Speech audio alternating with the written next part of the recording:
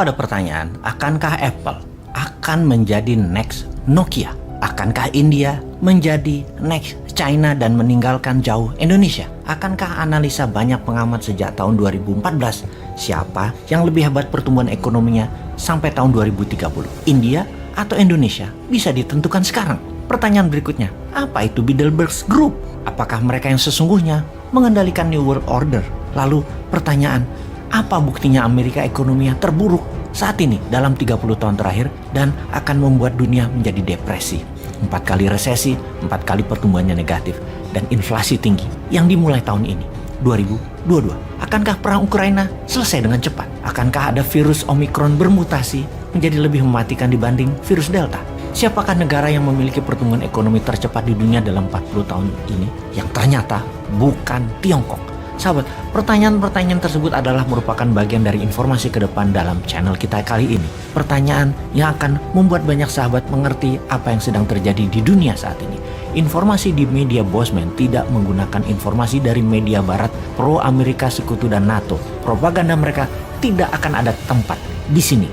Walau media di tanah air semuanya berkiblat ke barat, media kita adalah media resilient, media penyeimbang informasi barat, tidak termakan propaganda barat, pastinya juga anti pada propaganda Tiongkok.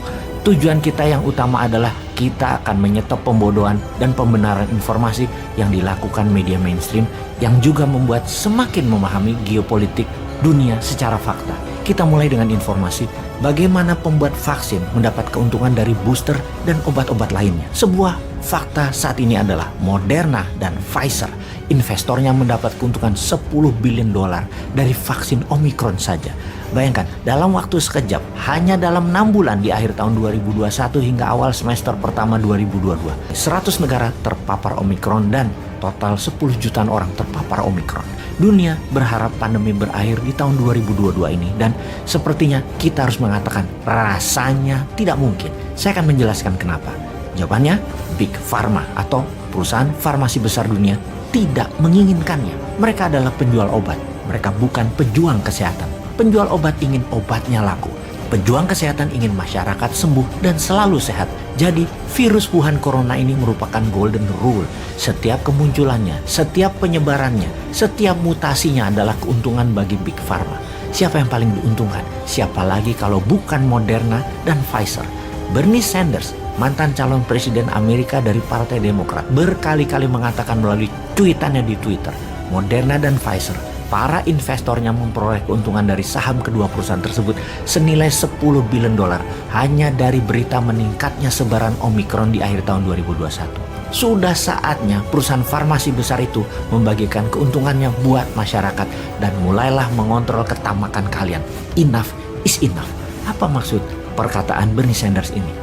Maksudnya adalah, bayangkan di tahun 2020 Moderna misalnya sahamnya adalah perusahaan yang merugi. Di tahun 2021 memperoleh 7 billion dolar keuntungannya. Ini sangat masif, luar biasa. Beda lagi dengan Pfizer. Pfizer di tahun 2020 keuntungannya mencapai 8 billion dolar. Di akhir tahun 2021 Pfizer membukukan keuntungan 19 billion dolar, meningkat 124%.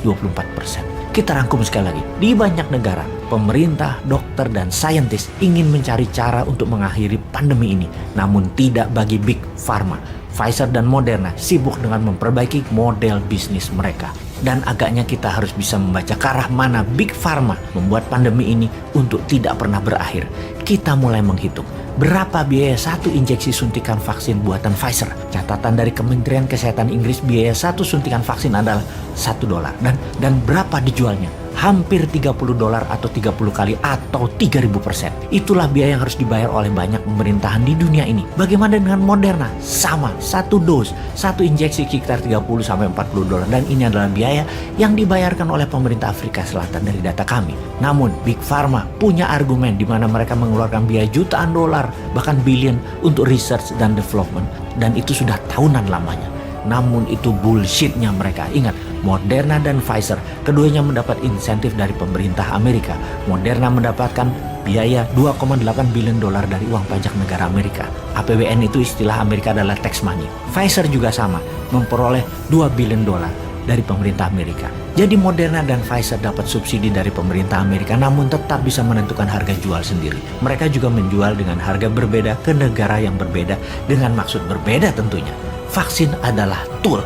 Vaksin adalah senjata penekan. Kita harus perjelas dalam hal ini. Big Pharma akan selalu membuat kendali atas virus-virus tersebut. Benarkah begitu? Bukan virusnya yang mereka kendalikan, namun vaksinnya mereka mengendalikan. Suplai vaksinnya mereka kendalikan dengan membuat keterbatasan hingga sekarang. Negara-negara Eropa bahkan harus membeli lebih mahal lagi sejak awal 2022 ini. Sekarang kita bicara booster. Lihat kesaktian Big Pharma sebagai pembuat vaksin ini. Mereka bisa memaksa sebuah pemerintahan dan membatasi jumlah barang dijatah di setiap negara tersebut. Big Pharma bisa memblackmail sebuah pemerintahan, bahkan pemimpin Moderna mengancam akan menekan harga hingga $170 per dos injeksi atau 170 kali dari harga produksi. Apa yang terjadi kalau booster ini adalah diwajibkan setiap tahunnya? Sungguh, Big Pharma ini tidak boleh mengendalikan harga atas nama kemanusiaan yang adil dan beradab. Sayangnya, mereka bukan Pancasilais.